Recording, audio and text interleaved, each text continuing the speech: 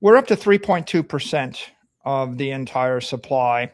It cost us $50 billion to get to 3.2%.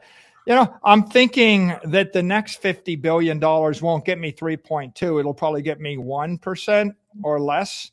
And I'm thinking if I come up with a few hundred billion, I might, when what I've said is if we get to 5% of the network, Bitcoin's going to be $1 million a coin. If I get to 7.5% of the network, it'll be 10 million a coin. So think of it as I'm buying something, getting exponentially more expensive, using exponentially more money. And where do we top out?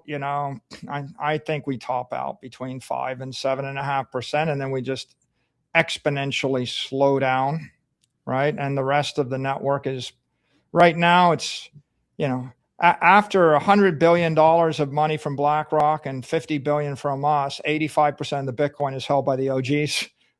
Exactly. After the next $1 trillion from the big institutions, maybe it'll be 75% will be held by the OGs.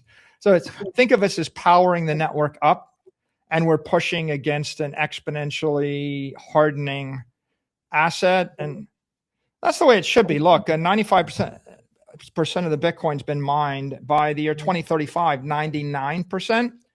That last 1% of Bitcoin comes out between the year 2035 and the year 2140. It's 100 years to get the last 1%. And so we look at it like that, and we will just be like the little engine that could. We will keep, turning the crank